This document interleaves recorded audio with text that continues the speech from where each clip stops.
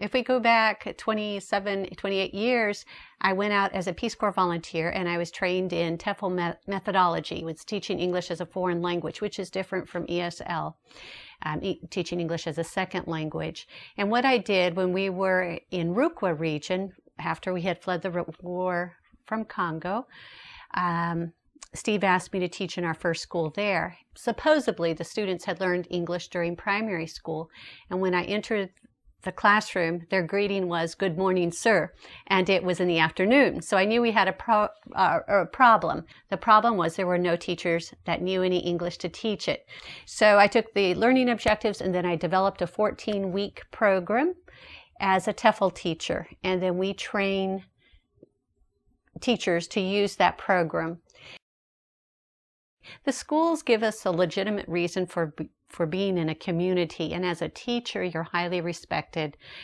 And so what we promote and what we do is get out into the village and start visiting the families of our students. And we are welcomed because we are teachers. And on one of those visits to a grandmother of our student Eliza, there was a little boy at grandmother's house, and he was naked, he was filled with sores, he was lifeless, he was hunched over. Apparently his mother had died a couple of days after I had first arrived. I remember hearing the crying, the wailing in the village, and it was his mom. And his dad wasn't doing so well either. So we said, let's go visit Hezroni. His name was Hezroni every day. We didn't even know he could talk.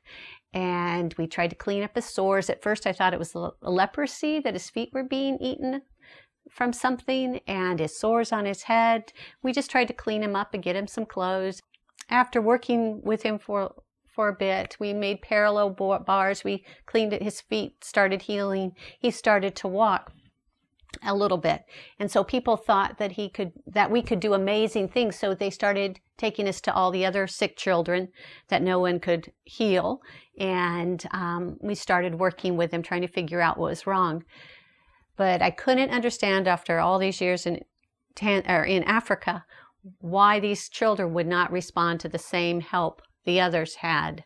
It was another little boy, I think he was like 11 or 12. Emaciated, had shingles, was lifeless. I learned he was an orphan. His parents had died. His sister was raising him. They were all in primary school. And so I sent a friend with this little boy, Tatua, to the medical clinic, and I said, I want the truth. Tell me what's going on in my community. And the clinician there wrote me back and said, this little boy is HIV positive, stage 4 muscle wasting, which is final emaciation. Send to Lagoda Hospital for further consultation and management. And so that was the first child that I sent. So I learned also all these other children had AIDS or HIV, AIDS, and then Hezroni as well. At that point when I started, HIV AIDS was a taboo subject. Nobody would talk about it. So it took me a while to figure it out. And since that time, sending those children to HIV AIDS testing and treatment, we've sent over 2,000 people to be tested for HIV. Hezroni, we continue to follow up on. Fortunately, one of my good friends, Jenny, who was in Peace Corps, has taken over a new little orphanage group home, and they took Hezroni, and he's on we got him on the ARVs, and now they're making sure he has care and love and treatment. He's well, he's happy, he's doing great. Truly, in a place like Africa, AIDS has a woman's face and a child's face. When we arrived, ARVs were about $30 a month.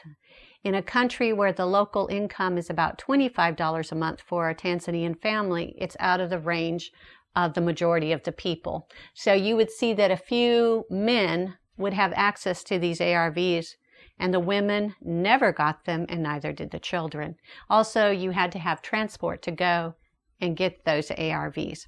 So when President Bush, what's called PEPFAR, President Emergency Relief Fund for Africa, made these funds available, Tanzania really did a wonderful program of trying to make ARVs available in major hospitals.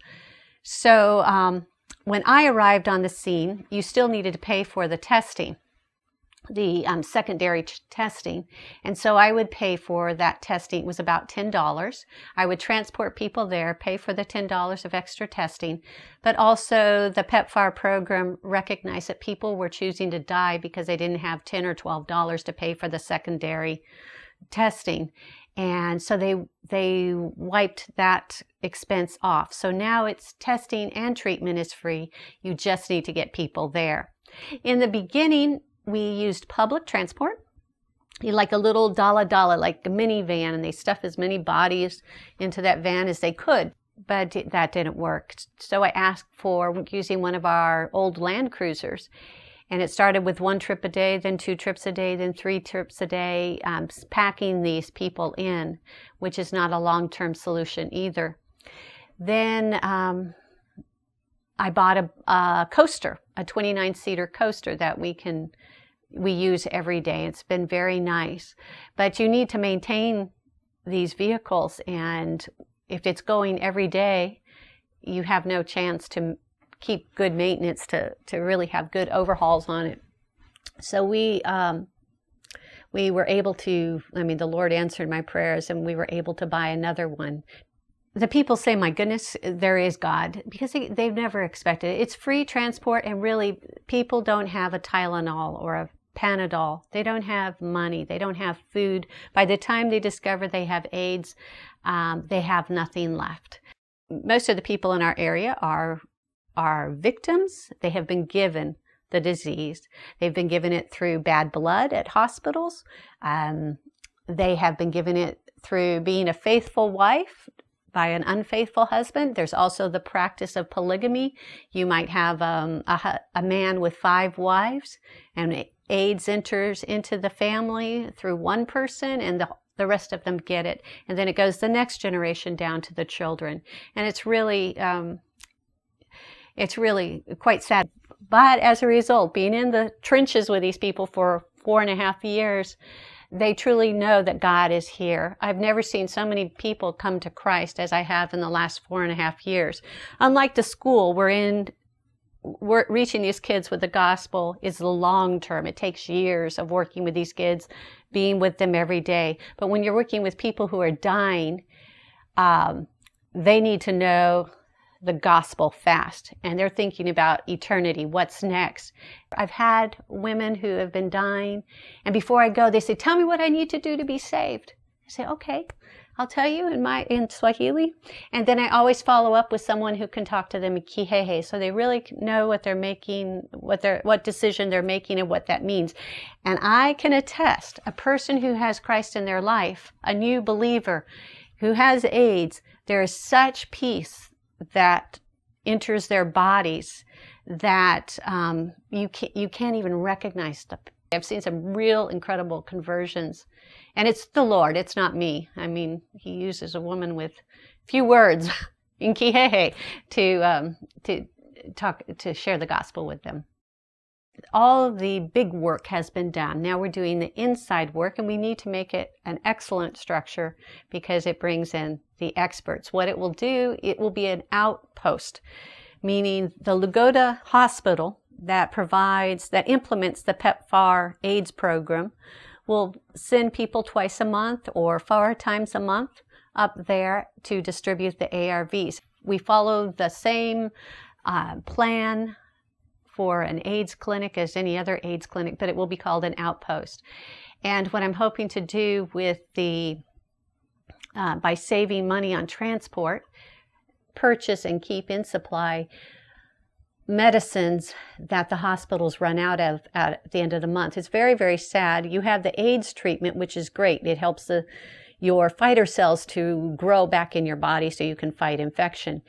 But if you need other medicines, basic ones like Bactrim, erythromycin, to help you heal while you're taking the ARVs. And without that, we just lose people needlessly for 50 cents worth of medicine, 90 cents worth of medicines. I'm the least likely person to be involved with AIDS work. I don't like needles. I don't like any of these things. But if the Lord uses you, you can do anything. And I love it. It's just been amazing. I have more friends than I ever could hope for. And they're not my patients because I'm not a doctor. They're not my clients because I have no program. They're my friends because they're my neighbors and people I love.